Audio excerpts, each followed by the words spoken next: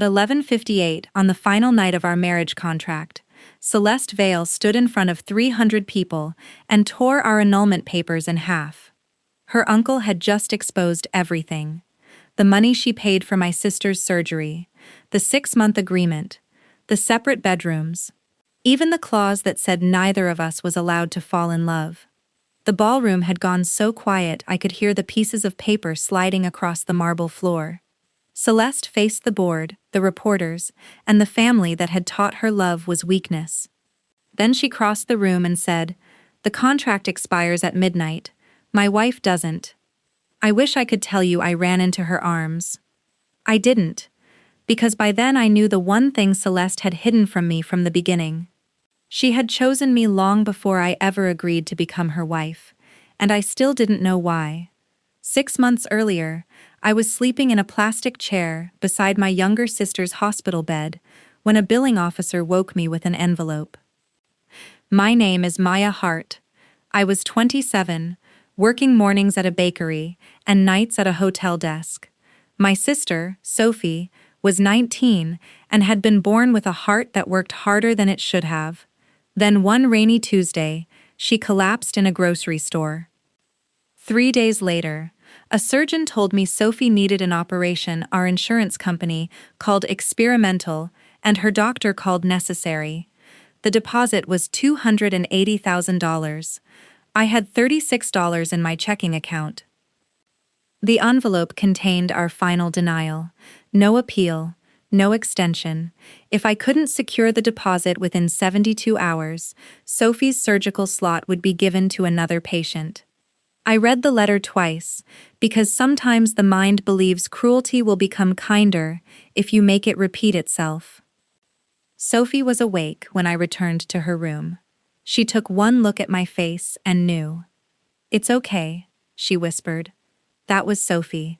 She was the one with a failing heart, and she was trying to make my breaking one feel better. "No," I said. "It isn't, but it will be." I escaped before she saw me cry. I called insurers, charities, and lenders promising miracles to desperate people. By the 7th call, I was begging to spend my life in debt. "Miss Hart." The voice behind me was low, controlled, and cold enough to stop me in the middle of a sentence. Celeste Vale stood there in a black suit, silver eyes fixed on me. Her company owned hotels, shipping lines, and Sophie's hospital. She had inherited it at 32 and fired 3 executives on her first morning. People called her the Ice Alpha. Not to her face. She walked toward me while I ended the call. 2 hospital administrators followed her, but when she lifted one finger, they stopped several feet away. "Your sister's surgery has been approved," she said. For one wild second, relief erased every other thought. What? "The deposit will be paid today. Her surgical team has already been notified." My knees nearly gave out. I caught the railing beside me. Why? Celeste studied me in a way that made me feel less like a person and more like a decision she had already made. "Because I need a wife," she said, "and for the next 6 months I want that wife to be you." Would you trade 6 months of your life to save the person you loved most? Tell me in the comments. I didn't think. I only asked Celeste when she wanted the wedding. In a conference room, a lawyer explained that Celeste had to remain married for 6 months to inherit her family's controlling shares. Otherwise, they passed to Gideon, who would sell the hospital and end its charity program. Celeste needed the shares to stop him. I needed Sophie to live. We would marry, live together, and appear devoted. Celeste would cover Sophie's care, even if our marriage lasted 6 minutes. After 6 months, we would annul it. There were rules. Separate bedrooms. No interference in each other's private affairs. No discussing the arrangement with anyone. No expectation of affection when cameras were absent. Then I reached Clause 11. Neither party would allow emotional attachment to alter the agreed termination date. At first it sounded ridiculous. Later it became the one rule neither of us knew how to obey without breaking ourselves. "You put 'do not fall in love' in a legal contract?" I asked. For the first time, something almost human moved across Celeste's face. My lawyer prefers precise language. The lawyer looked offended. That clause was Miss Vale's instruction. Celeste's eyes could have frozen boiling water. I should have been afraid. Instead, I nearly laughed. Then I saw a second folder beneath her hand. My name was written across it, but when I looked closer, she closed it. What is that? Nothing relevant to the agreement. It was the first time she lied to me. It would not be the last. I signed at 4:23. 2 minutes later, Sophie's payment cleared. By 6, Celeste and I stood before a judge. I wore jeans and a stained sweater. She wore the same black suit. I looked at the woman who had purchased 6 months of my life and said, "I do." Her voice stayed steady when she repeated it, but her hand shook as she placed the ring on mine. Outside, reporters shouted that I was a gold digger and demanded to know how much the Vale family had paid me. Celeste's entire body changed.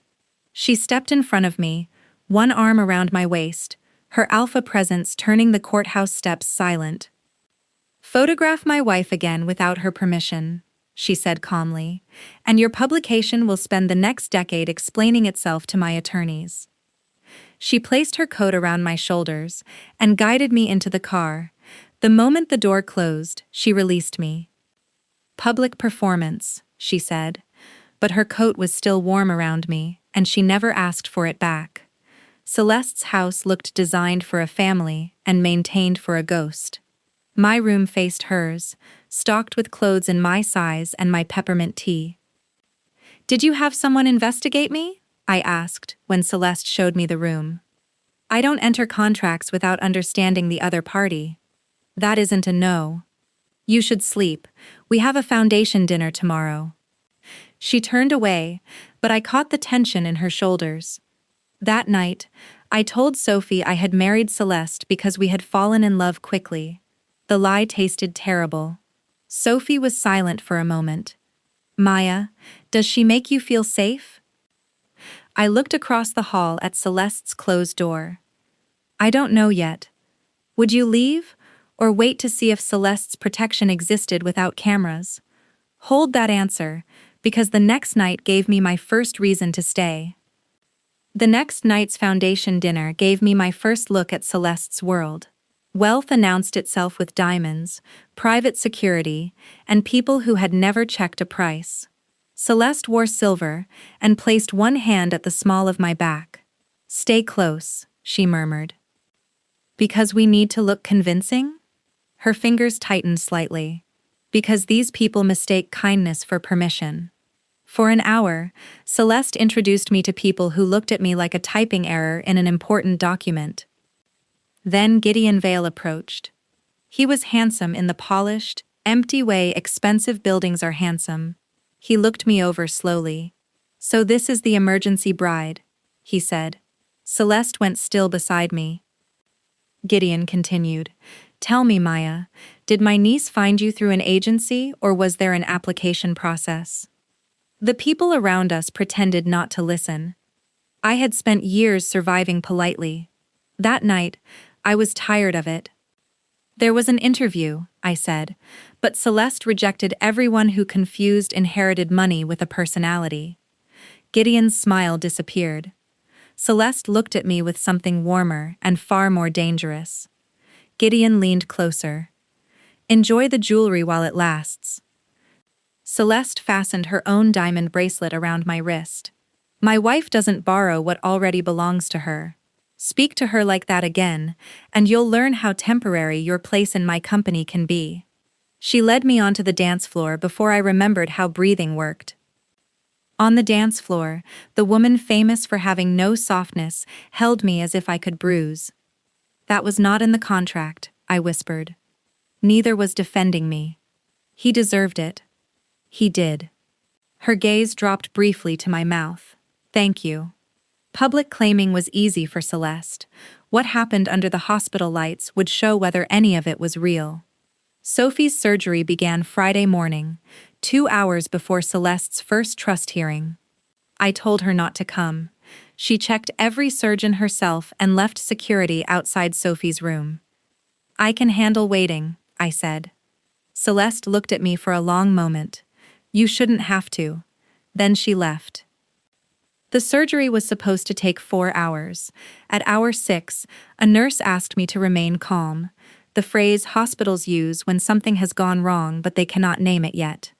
At 6 hours and 23 minutes, Sophie went into cardiac arrest. The hallway filled with movement. A crash cart disappeared through the doors.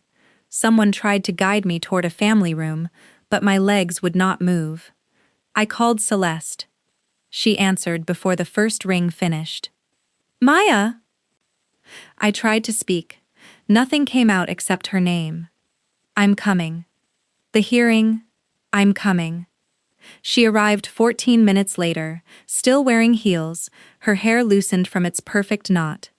Gideon followed her into the corridor, furious. "If you leave now, the trustees will treat it as a withdrawal," he said. "You lose the vote." Celeste didn't even look at him. She came straight to me and took my face between her hands. "Look at me. She's dying. She is surrounded by people fighting for her. I promised her she would be okay. Then we keep that promise until a doctor tells us we can't." Gideon said her name again. Celeste turned, and for the first time I understood why powerful men feared her. "If this company requires me to abandon my wife while her sister is dying," she said, "then you can have it." Gideon left. Celeste stayed. For 42 minutes, she held my hand without checking her phone. Her thumb moved across my knuckles in the rhythm of our first dance. Then the surgeon came through the doors. Sophie was alive. There had been a complication, but they had stabilized her. The next 12 hours would decide everything. If Celeste has earned a little trust, tap like now. I still didn't know whether I was her wife or her perfect solution. The answer waited behind a locked door. My body folded. Celeste caught me and held me while I cried against her blouse. That night, we sat beside Sophie's bed in intensive care. Around 2 in the morning, I woke and found Celeste staring through the glass at the monitors. "You should go home," I whispered. "No. You lost the hearing because of me." "I postponed a hearing because my wife needed me." Contract wife. The words hurt both of us. I saw it happen. Celeste looked down at her hands. "My younger sister died in this hospital when she was 16. I said nothing. "There was an experimental treatment overseas. My father refused to fund it during a merger. He said business survives sentiment." Tears gathered in her eyes. "He completed the merger. Emilia died 3 weeks later." The empty house and the hospital foundation suddenly made sense.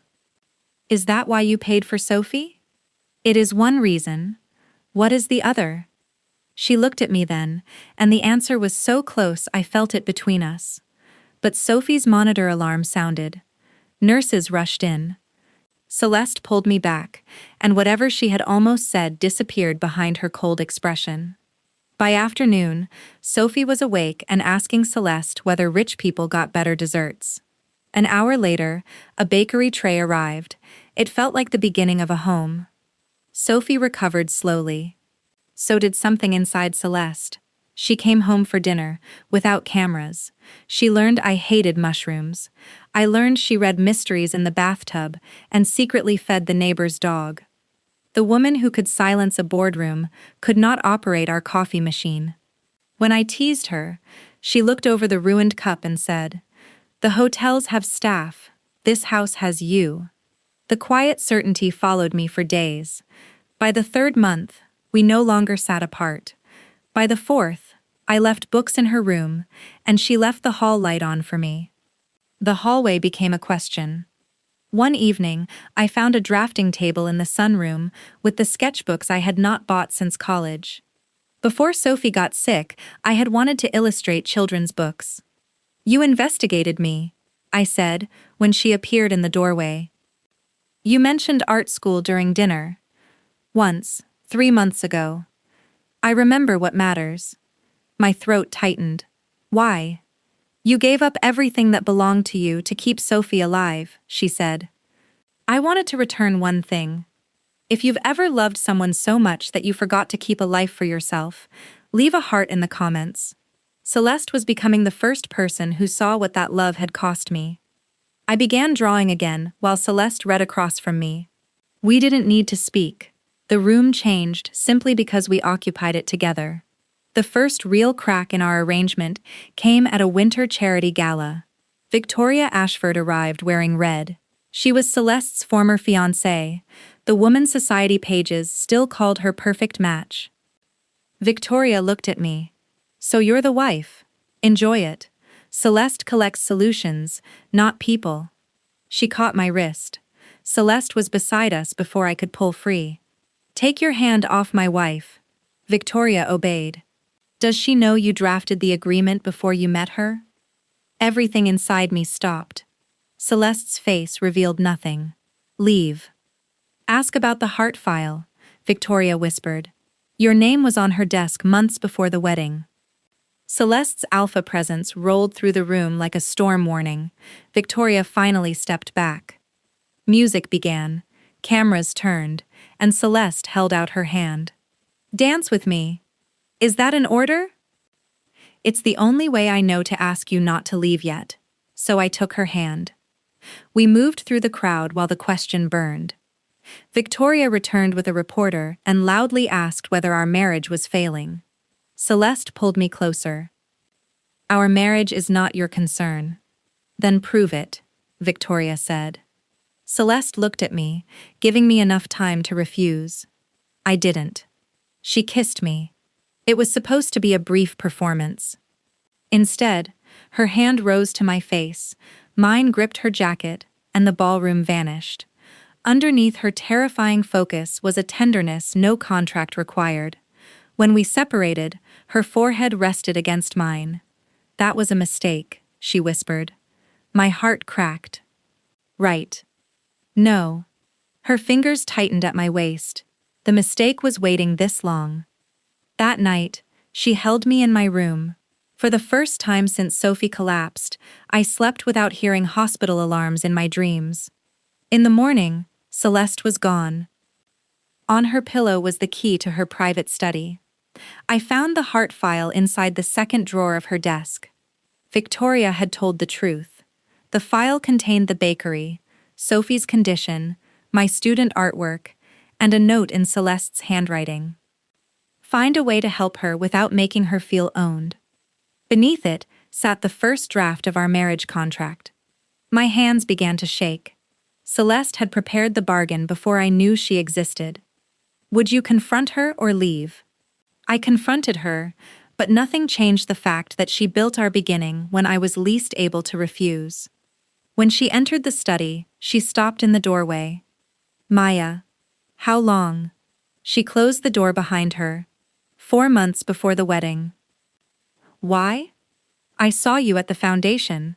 A guard was removing an elderly patient whose insurance had lapsed. You were terrified, but you stood between them until a social worker came. I remembered missing work that day. You asked my name? I asked whether the patient received help. Your name was in the report. Then you investigated my entire life. Yes. You knew about Sophie. I authorized an anonymous grant when her condition worsened. Gideon blocked it because he wanted the foundation to look unprofitable before the sale. The room tilted around me. So you created the contract. I needed a wife. You needed money. I called that a choice. A choice? My voice broke. You came to me when Sophie had 72 hours left. You knew I couldn't say no. Celeste flinched. I know. Was any of it real? She crossed the room, then stopped before touching me. Every moment after you signed. That isn't an answer. I chose you before I knew you. Then I knew you, and the contract became the worst thing I had done. It put an ending date on the only life I wanted. I wanted to believe her. That was the most painful part. But love offered under pressure can feel too much like another locked door. I took off my ring and placed it on her desk. Celeste stared at it as if I had set down a weapon. The 6 months end in 11 days, I said. I'll attend the final trust gala. I'll complete the agreement. After that, you let me go. Her face became perfectly cold. If that is what you want. I moved back to my old apartment that afternoon. For 10 days, Celeste did not call. She paid every bill and protected Sophie's future care. Silence was the only thing I had asked from her, and giving it to me was breaking her. Sophie understood before I did. She came here every morning, she told me, on the night before the gala. What? During my surgery. Before you woke up. She sat outside my room. Sophie handed me a document. She gave me this, in case the board took the company. Celeste had transferred the hospital foundation into an independent trust. Gideon could never close the program that saved Sophie. She had surrendered the leverage our marriage was supposed to protect. Why would she do that? I whispered. Sophie gave me the look reserved for exceptionally stupid older sisters. Because she stopped trying to save the company and started trying to save what mattered to you. The final gala would prove whether Celeste wanted a wife, an inheritance, or me. The trust gala took place on our 6-month anniversary. I wore Celeste's bracelet. My ring remained in her study. Celeste stood beneath the Vale family portraits, dressed like the ice alpha the city believed her to be. Only her eyes changed when she saw me. She crossed the room but stopped an arm's length away. How is Sophie? Stronger every day. Good. Celeste? The lights dimmed before I could continue. Gideon took the stage. Then the screen behind him changed. Our contract appeared 20 feet high. Every clause was visible. The money, the deadline, the rule against emotional attachment. Reporters surged toward us. Gideon smiled. Celeste Vale attempted to defraud this trust with a purchased marriage. At midnight, her performance ends, and control of Vale International passes to its rightful guardian. Judgment arrived in every face. Poor girl, paid wife, desperate sister. 6 months earlier, I would have disappeared beneath it. That night, I lifted my chin. Yes, I said. My voice carried farther than I expected. I signed that contract. Celeste moved in front of me, but I stepped beside her. I signed because my sister was dying. Your family built a world where saving her required someone like me to sell 6 months of her life. If that is shameful, start with the people who set the price. The room went silent. Gideon's smile vanished. Touching, but irrelevant. No, Celeste said.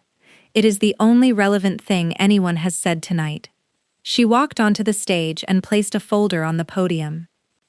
My grandfather believed marriage proved stability. My uncle believes exposing mine proves I am unfit. Both are wrong. Character is proved by how you treat your wife. She looked directly at me. I approached Maya when she had no meaningful power to refuse. I called a legal choice a free one. The failure was mine. Gideon tried to interrupt, but Celeste continued. If apologies require action, stay with me. Celeste's next sentence cost her the empire she had spent her entire life fighting to inherit. This morning, I resigned my claim to the controlling shares.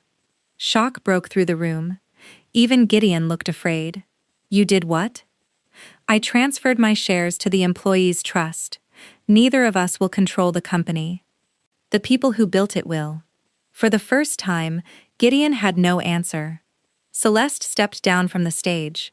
Her lawyer handed her our annulment papers. They were already signed on her side. She walked toward me as the ballroom clock changed to 11:58. You asked me to let you go, she said. So I signed these. If you want your freedom, you have it. No argument, no condition. My eyes burned. Then what are you doing? Celeste looked at the papers, refusing to let fear make my final decision. She tore them in half. The sound was small, the effect was not. The contract expires at midnight, she said. My wife doesn't. Every camera in the room pointed at us, but Celeste was looking only at me. I am not asking you to stay because I paid for Sophie. That debt never belonged to you. I am asking because you made an empty house feel lived in. Because you defend strangers when no one watches. Because every tomorrow without you feels like another house built for a ghost. Her voice broke. The Ice Alpha's voice actually broke. I love you, Maya. If you walk away, I will be grateful I had 6 months. But if any part of you wants to stay, I will spend my life proving you were chosen, not purchased. The ballroom clock began to strike midnight. I looked at the woman who had manipulated the worst moment of my life and spent 6 months becoming the safest place inside it. Forgiveness would not make the beginning beautiful. But endings are choices too. You don't get to refuse to let me go, I whispered. Pain crossed her face. I know. Before I tell you my answer, decide honestly. Had Celeste earned another chance, or should I have walked away forever when our 6-month contract finally ended? I stepped closer. You get to ask me to stay. Hope appeared so suddenly in her eyes that I nearly forgot the room around us. Celeste lowered herself onto one knee. There was no ring in her hand, no contract, no lawyer, just the most powerful woman I had ever known making herself vulnerable in front of everyone who had taught her not to be. Maya Hart, she said, when this clock finishes striking, will you choose me? The final bell rang. Yes. She stood, and I kissed her before the reporters, the board members, or Gideon could turn the moment into anything that belonged to them. This kiss was not a performance. It was not proof. It did not satisfy a clause. It was a beginning we had both entered with our eyes open. 6 months later, Sophie crossed the foundation garden without help. She returned to college, while I ran the family art program and published a book about a girl with a mechanical heart. The employees' board elected Celeste CEO under a new charter that protected the foundation and gave 2 evenings every week to her family. She still terrified executives, then came home, failed at making coffee, and secretly fed the neighbor's dog. We never annulled our marriage. On our first anniversary, we held another ceremony in the foundation garden. Sophie stood beside me. Celeste wore silver. When it was time for vows, she unfolded a piece of paper. This agreement has no termination date, she said. There are no separate bedrooms, no required public appearances, and no clause against emotional attachment. Everyone laughed. Then she looked at me with the private softness that still felt like discovering a secret. I cannot promise never to make mistakes, she said. I can promise never to call control care again. I will ask when I want you to stay and honor your choice as much as mine. When my turn came, my hands were shaking. You entered my life as a bargain I couldn't refuse, I said. You became a woman I freely choose. I will remember the difference, see the frightened heart beneath the ice, and laugh only reasonably when the coffee machine defeats you. Define reasonable, she said. The lawyers can work it out. Sophie laughed louder than anyone. People ask whether I regret the first contract. I regret that Sophie's life had a price, and that desperation made my signature easy to obtain. But I do not regret learning that being saved and being owned are different. Protecting someone means leaving room for their choice. Celeste gave a desperate woman an imperfect door and learned to stand back while I decided whether to walk through it. She changed when she understood love was not another company she could control. And Sophie was never the debt between us. She became our family. On Fridays, Sophie comes to dinner and complains about Celeste's cooking. Sometimes I catch Celeste watching us with an expression I recognize. It is the face of a woman who lived inside an empty house and still cannot believe the lights are on for her. I reach for her hand every time. Not because a contract requires it, because I can. If this story made you believe real love begins where control ends, subscribe and comment which moment proved Celeste's love, abandoning the hearing, surrendering her inheritance, or asking Maya to stay. Celeste once bought 6 months of my life because she believed time beside someone could be negotiated like property. What she learned was that love cannot be purchased, inherited, or forced into a clause. It can only be offered and chosen. Our first marriage began with a deadline. Our real one began when the clock ran out.